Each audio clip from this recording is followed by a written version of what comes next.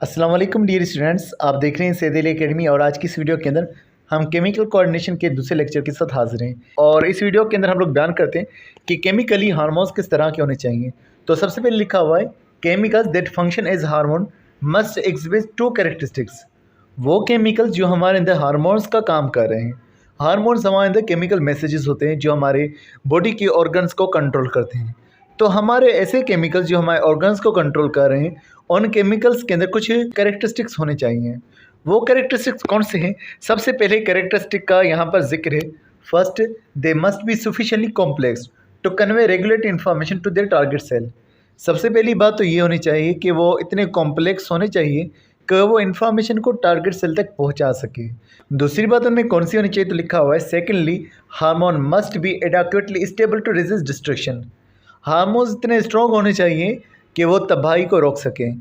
यानी कि एक केमिकल है, अब उसके सामने एंजाइम्स भी कई सारी चीज़ें मौजूद हैं, वो उन्हें तबाह कर सकती है, उस केमिकल को, उस हार्मोन को बदल सकती हैं। तो हार्मोन इतना एबल होना चाहिए कि वो उस तबाही को रोक सके।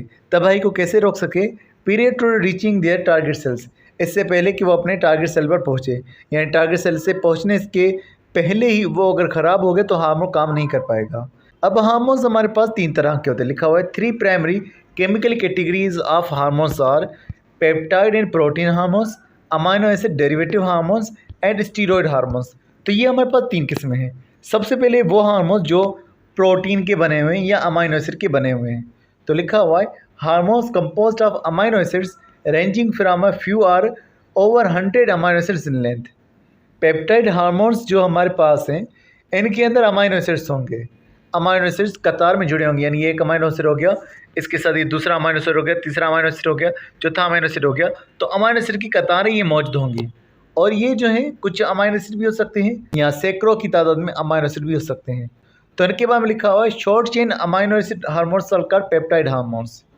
जो शॉर्ट चेन अमाइनो एसिड्स हैं, उनके बने हुए हार्मोन्स को पेप्टाइड हार्मोन्स कहा जा रहा है। यानी जो अमाइनो एसिड की छोटी सी चेन मौजूद है, छोटी सी कतार मौजूद है, ऐसे हार्मोन्स को हम पेप्टाइड हार्मोन कह रहे हैं।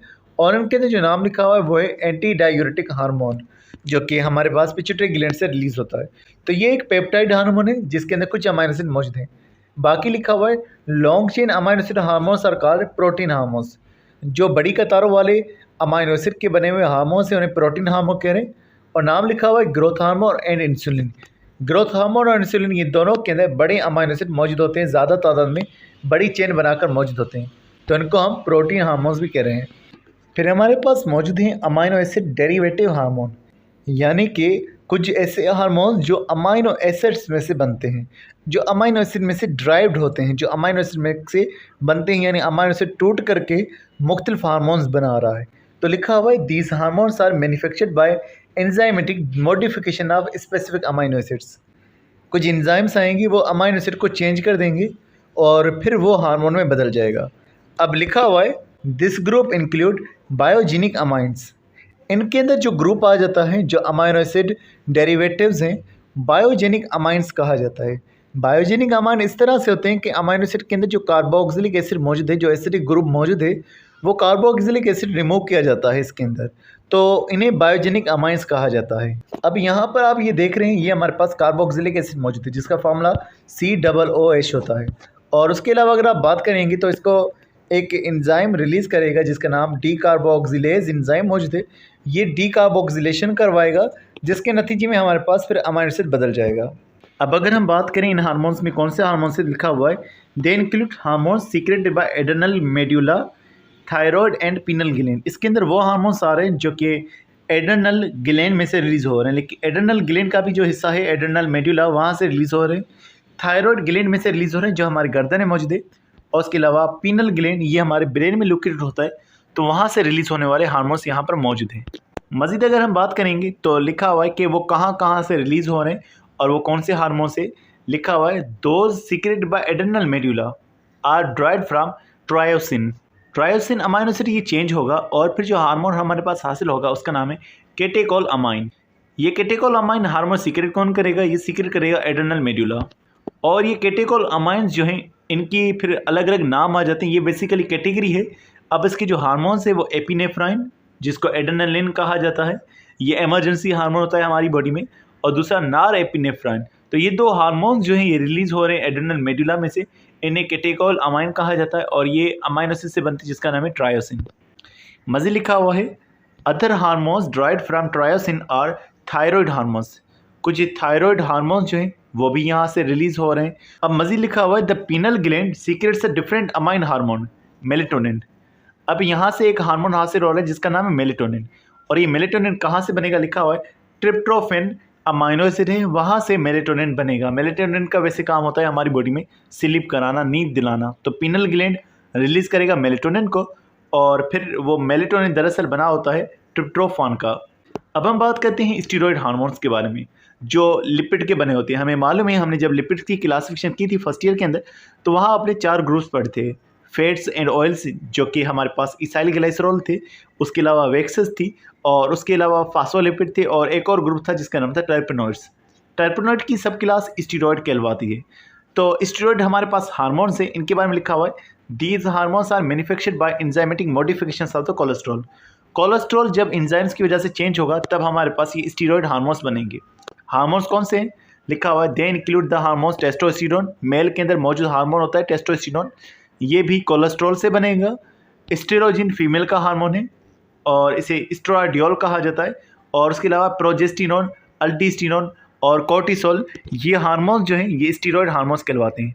अल्टीस्टेरोन जो होता है हमारे पास ये सोडियम की एब्जॉर्प्शन करा रहा होता है। प्रोजेस्टेरोन फीमेल हार्मोन है, एस्ट्रोजन फीमेल हार्मोन है और एक दूसरा हार्मोन है हमारे पास वो है कोर्टिसोल। ये जो कोर्टिसोल है ये एड्रेनल कॉर्टेक्स में से रिलीज होता है। ये हमारे मूड वगैरह को कंट्रोल करने का काम करता है। स्ट्रेस हार्मोन बेसिकली इसे कहा जाता है और ये ग्लाइकोजेनेसिस यानी कि ग्लूकोज की फॉर्मेशन भी करा रहा होता है।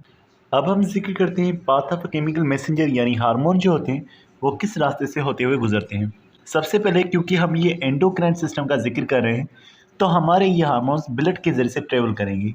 तो लिखा हुआ in human all cells have a blood supply, तमाम सेल्स तक ब्लड पहुंचता है। Once hormone enter the blood stream, जब हार्मोन्स ब्लड में चल जाएंगे ये एंडोक्राइन हार्मोन्स ब्लड में होते हुए जाते हैं, एक्सोक्राइन हार्मोन्स ब्लड में नहीं जाते। They reach nearly every cell of the body, फिर ये हमारी बॉडी के हर सेल तक पहुंच जाएंगे क्योंकि सेल्स भी ब्लड के साथ कॉन्टेक्ट में है, हार्मोन्स भी ब्लड में है तो तमाम सेल्स तक पहुंचेंगे। But in order to exert their precise control hormone must act only on the target cells. हर सेल्स के पास तो हार्मोन पहुंचेंगे लेकिन हर सेल्स को ये छेड़ेंगे नहीं, हर सेल्स के साथ ये जो है रिएक्शन नहीं करेंगे, हर सेल्स के साथ ये अफेक्ट नहीं करेंगे। ये कुछ खास सेल्स पर जाकर असर करते हैं। मिसाल के तौर पर पिट्यूटरी ग्लैंड ने एक हार्मोन रिलीज किया, वो सिर्फ और सिर्फ स्किन के सेल्स पर असर कर रहा है, उसका बाकी सेल्स के साथ कोई ताल्लुक नहीं। तो जिस सेल पर वो असर कर रहा है वो सेल्स उसके टारगेट सेल्स कहलवाते हैं। तो हार्मोन सिर्फ अपने टारगेट सेल्स पर असर करेगा। अब वो क्यों बाकी सेल्स को इग्नोर कर रहा है, सिर्फ टारगेट सेल पर असरअंदाज किस तरह से हो रहा है। तो लिखा हुआ है hormones specifically is determined by the receptors on the target cells. Hormones जो होते हैं वो खास सेल्स पर असर करते हैं और ये पता कैसे चलता है क्योंकि उन खास सेल्स पर, उन टारगेट सेल्स पर कुछ प्रोटीन्स मौजूद होते हैं जो उसके रिसेप्टर के तौर पर काम करते हैं यानी कि पहचान के तौर पर काम करते हैं। If a cell lacks a specific receptor for a hormone the hormone will not affect the cell. अगर कोई टारगेट सेल है उस सेल के अंदर वो रिसेप्टर मौजूद नहीं तो हार्मोन उस पर असर नहीं करेगा। इसी तरह से अगर कोई सेल है जिस पर रिसेप्टर्स मौजूद है हार्मोन उसी पर असर करेगा। तो मतलब जिसके बाद रिसेप्टर सिर्फ उसी सेल पर रिएक्शन किया जाएगा, उसी के अंदर हार्मोन्स दाखिल होंगे। तो मज़ीद लिखा हुआ in addition the same hormone may have several different effects depending on the nature of the target cell it contacts. तो एक हार्मोन के कई सारे काम हो सकते हैं लेकिन हार्मोन का काम डिपेंड करता है सेल पर, सेल पर जाने से उसके काम भी बदल जाते हैं। मज़ीद लिखा हुआ है receptor for hormones are found in 2 general locations on target cells on the cell membrane and inside the cell. तो ये जो रिसेप्टर होते हैं जिसकी वजह से एक हार्मोन किसी भी सेल को पहचानेगा, ये रिसेप्टर्स 2 जगह पर मौजूद हो सकते हैं। या तो सेल के ऊपर मौजूद सेल मेम्ब्रेन जो होगी वहाँ पर ये जो है रिसेप्टर्स मौजूद हो सकते हैं, या सेल के अंदर जो है ये रिसेप्टर मौजूद हो सकते हैं और इस रिसेप्टर की वजह से ही हार्मोन किसी सेल में दाखिल होगा और फिर उसके साथ में आकर उसकी कांटेक्ट में आकर के वो अपना इफेक्ट दिखाएगा। हर टारगेट सेल का अलग अलग इफेक्ट होगा। एक से हार्मोन के कई सारे टारगेट सेल्स हो सकते हैं, एक हार्मोन कई सारी जगहों पर जा सकता है और उसके काम भी उस सेल के अकॉर्डिंगली बदल जाते हैं। जिस सेल में जाएगा वहाँ पर वो अपने हिसाब से काम करेगा। अब ये हार्मोन कैसे काम करेगा इसका टॉपिक होगा हमारे पास मोड ऑफ हार्मोन एक्शन, जिसको इंशाल्लाह अगली आने वाली वीडियो में डिस्कस किया जाएगा। तो डियर स्टूडेंट्स मिलते हैं नेक्स्ट वीडियो में, तब तक अपना बहुत सारा ख्याल रखिएगा। अस्सलाम वालेकुम।